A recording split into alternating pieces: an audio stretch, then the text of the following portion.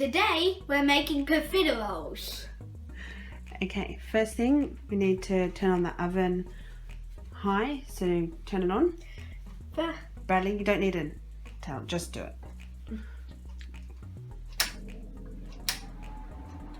Okay, so we're going to turn it on to 200 on ours, which is 220 on a regular one. Yep, so hot oven. Okay, first ingredient is we're going to put plain flour, sift it into that little bowl. 1 cup.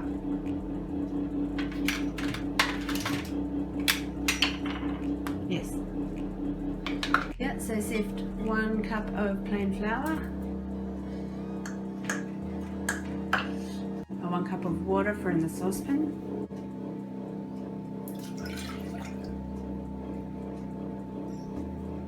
To measure 75 grams, check that it's 75. 77. Okay, and put it in with the water. And we turn on the water. Okay, now while that is melting, we've got to wait till it comes to the boil, and then we're going to put the flour and some sugar in. So can you get 1 teaspoon of sugar and put it in with the flour mixture so we're ready to dump it in? Pinch yourself. A bit more, keep going. Yep, that's good. Just help it along a bit. 4 eggs. Hopefully sans shell.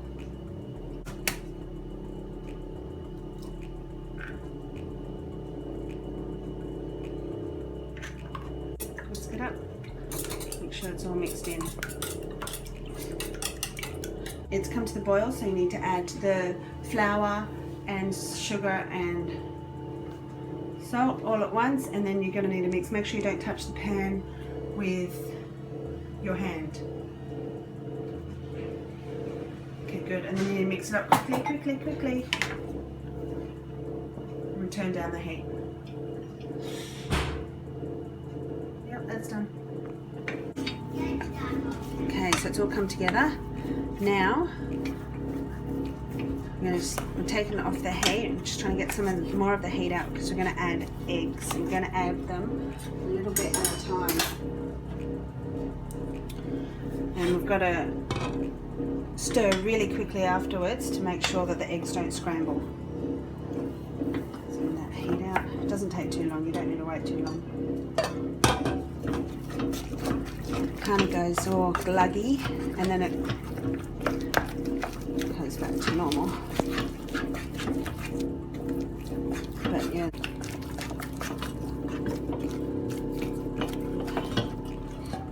And the last bit.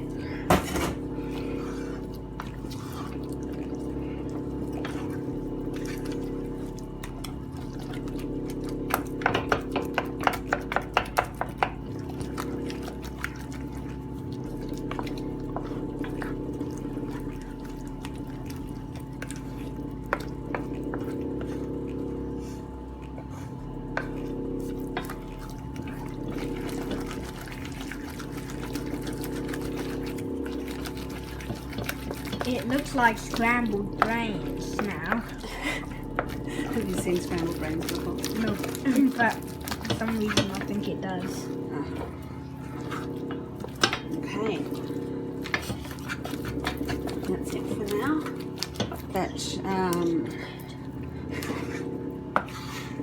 Yep, okay, that's ready to go on a tray.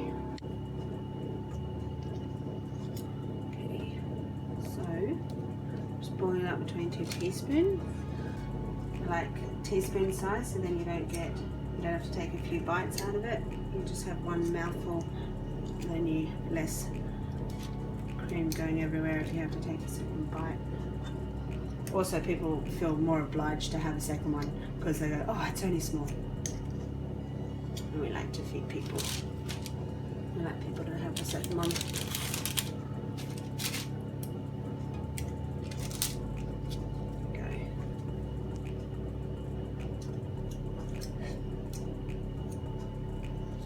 You have to do it straight after. You can't leave it to sit for a while, otherwise it doesn't rise as well.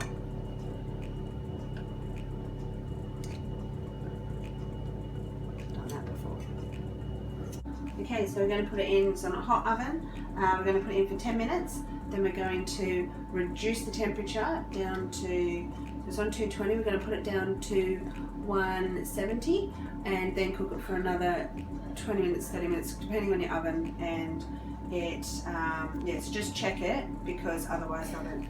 So hot oven first of all for 10 minutes. Okay, it's been 10 minutes, so we turn it down. We're going, whoa, fogged up. I'm actually going to leave the door open a bit because they've, I don't know if you can see, they've puffed up, but I need to cook them through before they burn, so I need to cool it down quickly. I'll open the door until it's back down to 170. Okay, so they're all nice and puffed and ready. That has actually only been an extra 16 minutes. So that was 26 to 25 minutes in total. Okay, and then before they get cool, because they're puffed up, they've got all air inside them, we need to open it up with a slit to let the air escape, otherwise it gets all soggy on the inside. So I need to do that to everyone, and then we'll melt the chocolate. Okay. Okay, now we're going to melt the chocolate. So you break it up while it's still in the container, you don't get chocolate all over your fingers. Then you have to lick your fingers and wash your fingers. If you're having too much trouble, just open it up and break it. You'll be alright. Okay, so we've got a bain-marie, a bowl sitting on top of water, and the heat's on, so the steam is going to melt the chocolate. Careful you don't fall on the floor.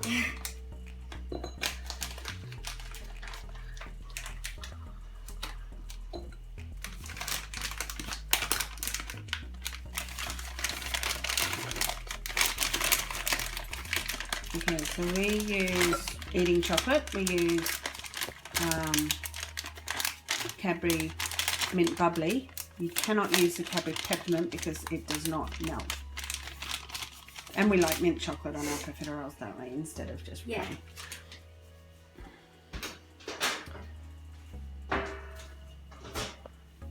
Okay, so then you need to stir it around till it melts. Alright, just gently. Careful, that might get hot.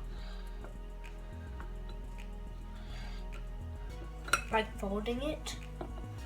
Just making sure that the stuff on the bottom gets moved around, and other stuff gets to have a turn on the bottom, because that's the hottest bit. See, the problem is that if the water touches the bottom of the bowl, the chocolate will go hard and you can't get it back. It will go yuck. Kind of like it burns. But okay, it's all nice and melted now. Just turn off the heat and we'll just leave it there while we whip the cream. That'll stay melted because it's over the heat. Next we're going to whisk a small cream. How many mils is that, Boo? 300 mils. 300 mils of thickened cream. Yep, that's enough. That'll do. Okay, good.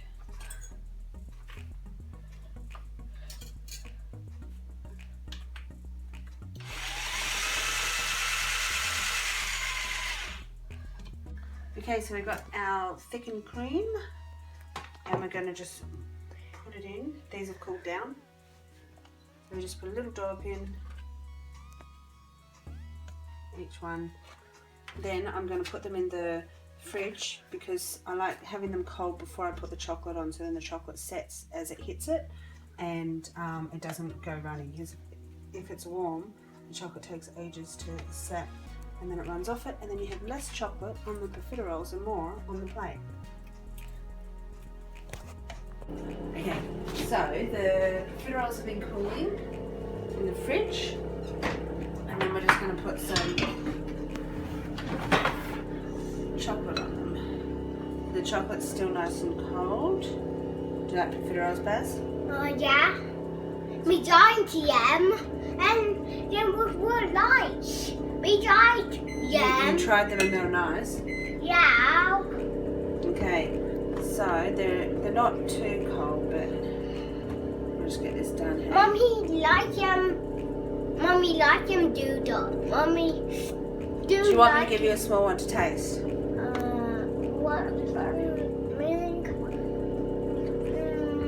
Yeah. Him. With chocolate on. You want chocolate on it? You don't want it just like this? You want it like this or you want it with chocolate on it? You're going to test it for us? Tell us if it's any good? Yeah. What's the best bit about making profiteroles, Boo? The eating them. I think. I thought you were going to say licking the bowl. Yeah, that's a good bit too. Baz, how is it? Is it good? Speechless for once.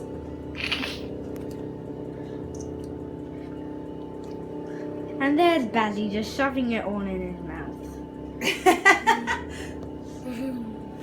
It's nice to have your cooking appreciated, isn't it?